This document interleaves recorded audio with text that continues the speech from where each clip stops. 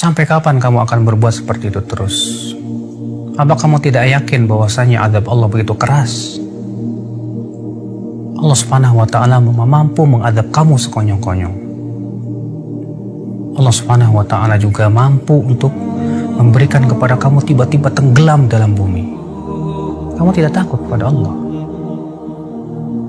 Demi Allah ya akhi, kalaulah kita sedang berbuat maksiat, kemudian tiba-tiba kematian datang kepada kita, apa yang kamu lakukan?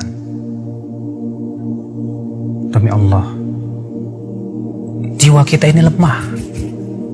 Badan kita pun tidak akan pernah mampu untuk menahan adab Allah Subhanahu wa Ta'ala. Adab kubur begitu pedih ya akhi. Coba dengarkan Rasulullah SAW bersabda, "Ma ra'aitu mandharan qat." Aku tidak pernah melihat pemandangan afdha yang lebih mengerikan min adabil qabr, dari adab kubur. Kamu tidak takut dengan adab kubur? Akhi, sesungguhnya adab kubur itu dan kuburan itu adalah merupakan penentu kehidupan kita. Kamu kira setelah kamu mati, lalu kamu dikuburkan di kuburan, kamu akan tenang hidup begitu? Kamu kira setelah kamu meninggal dunia, itu peristirahatan kamu yang terakhir? Kamu tidak akan ditanya oleh malaikat Munkar dan Nakir? Tidak akan dimintai pertanggungjawaban oleh Allah Subhanahu wa Ta'ala? Tidak, demi Allah. Utsman bin Affan saja dahulu, ketika berziarah kubur, beliau menangis. Ketika ditanya kepada Utsman, "Kenapa hai Utsman, ketika dibacakan kepada kamu surga dan neraka, kamu tidak menangis?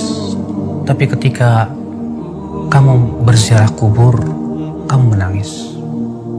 Utsman berkata, "Kan aku mendengar Rasulullah SAW bersabda, Innal qabra awwalu manazil akhirah." Sesungguhnya kuburan itu adalah persinggahan akhirat yang pertama kali.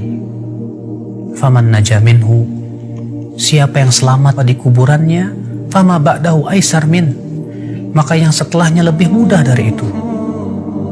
Faman lam yanju minhu, tapi siapa yang tidak selamat di kuburnya, maka yang setelahnya lebih sulit dari itu. Jangan kamu anggap remeh adab kubur. Hidup di dunia hanya sebentar. Kamu kira kamu akan hidup selama 1000 tahun di dunia? Kamu kira kamu akan hidup terus menerus? Tidak mungkin. Setiap kita pasti mati, akhi. Allah berfirman, "Kullu nafsin dha'iqatul maut." Setiap jiwa pasti akan merasakan kematian. Allah berfirman juga, "Innaka mayyitun wa innahum mayyitun." Sesungguhnya kamu itu akan mati dan mereka juga akan mati. Kamu dan saya sama saja. Kita semua akan meninggal dunia. Ini yang harusnya kita pikirkan bersama. Kalau kita terus-menerus berbuat maksiat dan maksiat dan maksiat, bagaimana kalau ternyata malaikat maut datang menjemput kita di saat kita sedang berbuat maksiat kepada Allah? Apakah kamu kira malaikat maut akan tersenyum kepada kamu? Tidak. Dalam hadis Al-Bara' bin Malik, bahwasanya Rasulullah SAW menggambarkan bagaimana kematian orang yang fasik. Kata Rasulullah SAW, apabila orang kafir atau orang fasik itu hendak meninggal dunia, kata Rasulullah, "Atahu malaikatun sudul wujuh." Didatangi malaikat-malaikat yang wajahnya hitam legam. Mereka membawa kain kapan dari api neraka yang baunya sangat tidak enak sekali. Kemudian datang malaikat maut dengan bentuk yang sangat mengerikan, kata Rasulullah. Lalu ia pun duduk di sisi kepalanya si orang fasik ini dan berkata, "Ayyatuhan nafsul khabithah, hai jiwa yang buruk, keluar kamu." Lalu ia pun dikeluarkan nyawanya seperti mengeluarkan besi yang berduri dalam kailwon yang basah, sulit, menyakitkan. Kamu siap menghadapi kematian yang menyakitkan seperti itu? Di saat kita sedang berbuat maksiat, ternyata kematian dan ajal mendatangi kita. Kamu siap? Siapa yang siap? Kita semua ingin meninggal dalam keadaan husnul khatimah.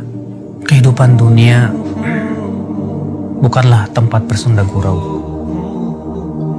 Tapi kita hidup di dunia untuk bercocok tanam, yang kelak buahnya akan kita tunai, kita akan tuai nanti dalam kehidupan akhirat.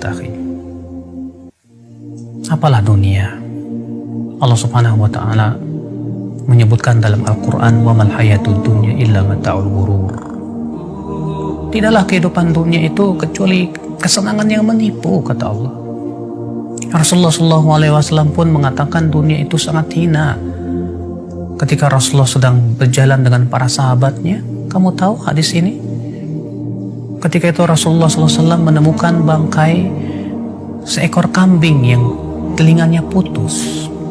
Kemudian Rasulullah SAW mengangkatnya dan berkata, siapa yang mau membeli bangkai ini dengan harga 1 dirham? Kata para sahabat, wahai Rasulullah, kalaupun ia hidup, kami tidak mau membelinya. Kenapa? Karena ia cacat, hai Rasulullah. Bagaimana ini sudah menjadi bangkai? Kata Rasulullah, la dunya ahwan indallah min hada. Dunia itu lebih hina di mata Allah daripada bangkai ini.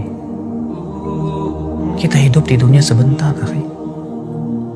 Apakah hanya karena kita ingin mendapatkan dunia dan dunia, memuaskan syahwat kita dan hawa nafsu kita, kita gadaikan kehidupan yang sepanjang begitu? Kalau misalnya kamu hidup di dunia 60 tahun, tahukah kamu satu harinya di sisi Allah 1000 tahun? Kalau satu hari 24 jam di sisi Allah 1000 tahun, berarti kita hidup di dunia hanya 1,5 jam.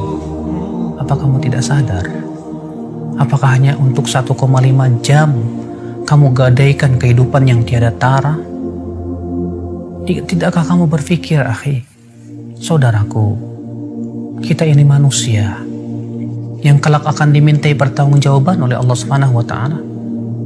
Segera kita sadar, segera kita taubat kepada Allah Subhanahu wa Ta'ala. Semoga Allah memberikan kepada kamu hidayah, akhi, dan juga kepada saya, untuk sama-sama kita bergandeng tangan menuju surga Allah yang luas, yang luasnya seluas langit dan bumi. Tidakkah kamu ingin mendapatkan surga tersebut? Atau kamu lebih senang untuk mendapatkan api neraka? Wallahi, kesabaran di neraka tidak ada gunanya lagi. Semoga ana dan antum diberikan oleh Allah Subhanahu wa Ta'ala hidayah dan istiqamah. Wabillahi taufiq.